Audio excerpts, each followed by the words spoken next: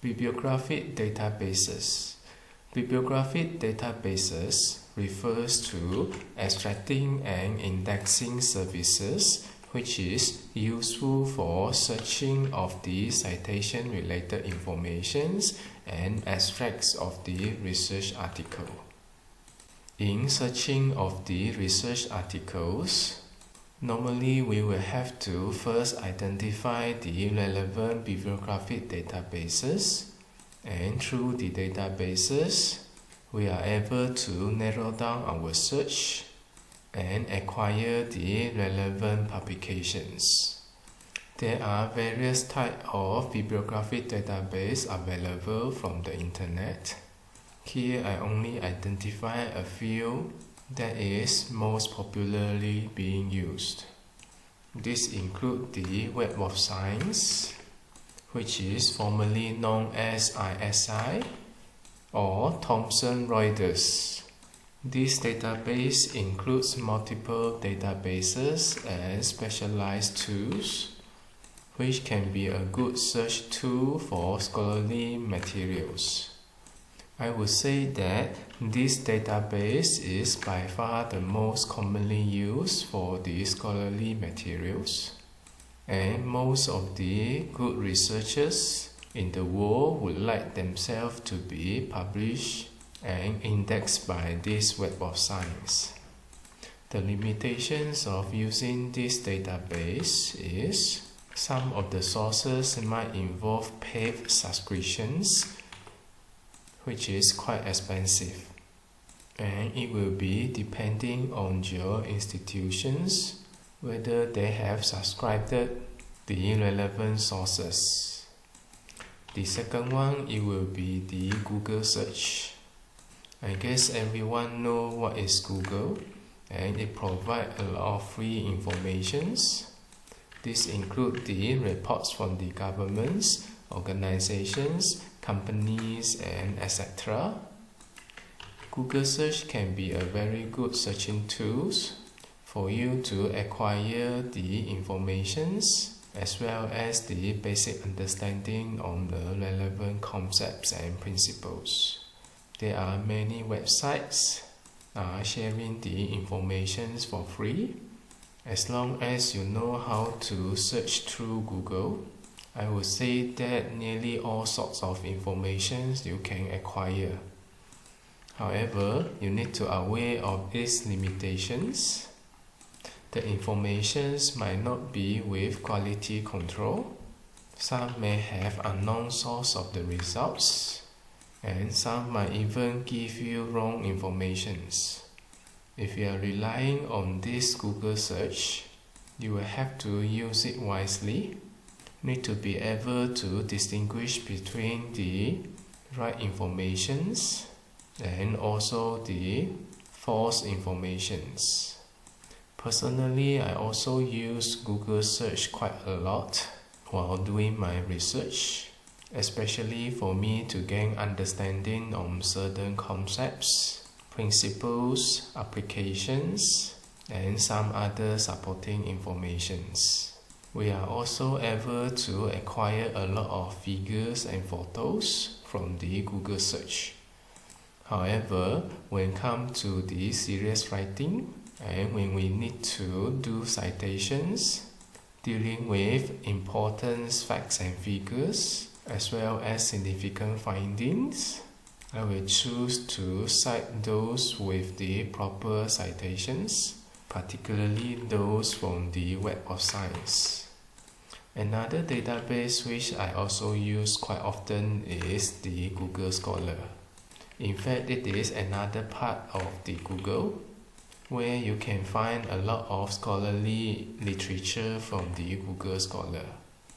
This is also a very powerful database which you can find a lot of research papers and publications from various institutions, whichever traceable from the internet.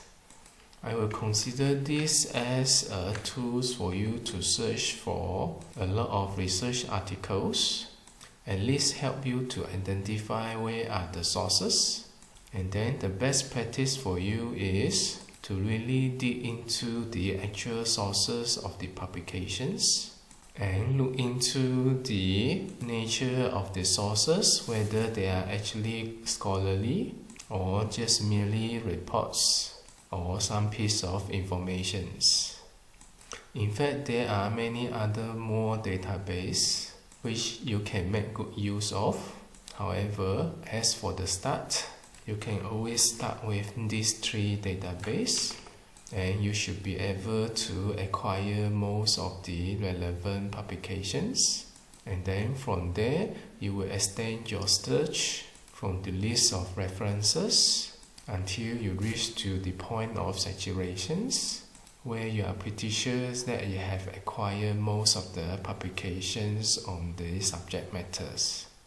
And it is noted that these databases serve as a tool for you to acquire the relevant publications for the literature review, and you will need to use them wisely, evaluate them carefully, review the relevant sources to distinguish good information and poor quality of works, and you will need to choose those with high credibility and of high qualities for your respective research.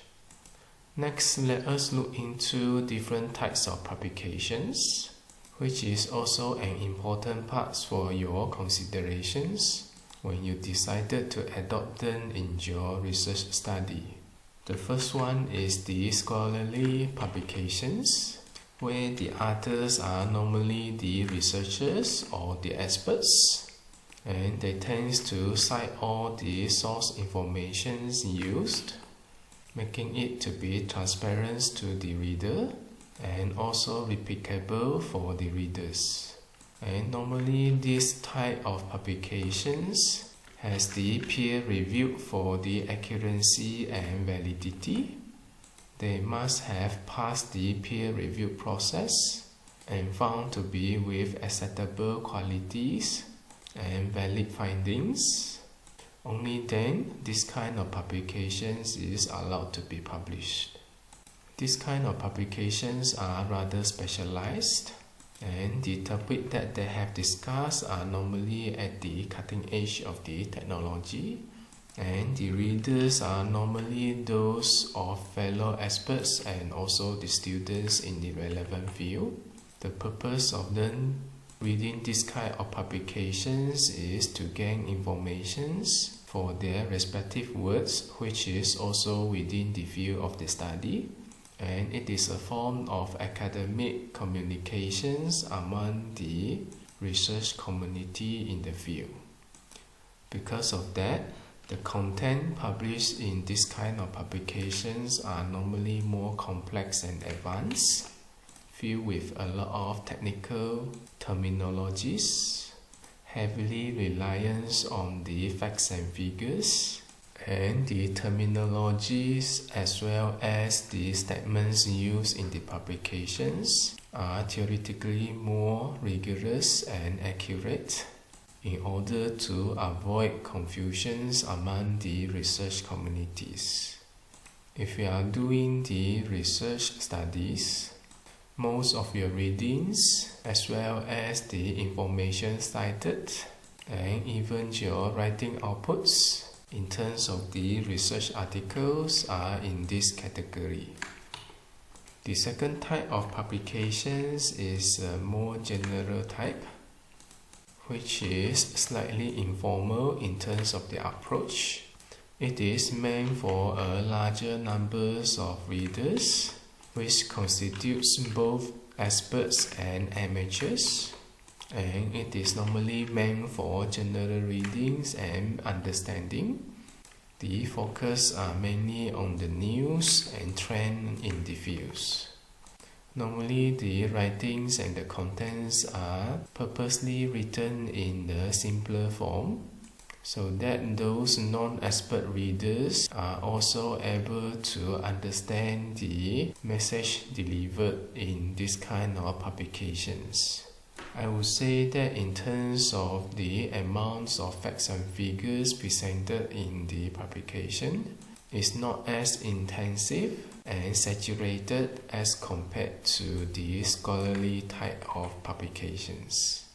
My personal observations, due to the facts in terms of the quality of works as well as the credibility of the information given, common researchers are normally more heavily dependent on the scholarly type of publications. And when come to the news and trends related to the field of study, or when come to describing the current situations or states of arts, general publications will be referred.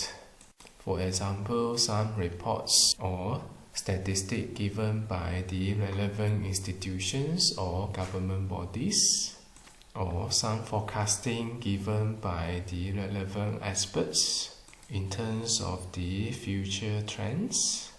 This kind of information can be found in the category of general publications.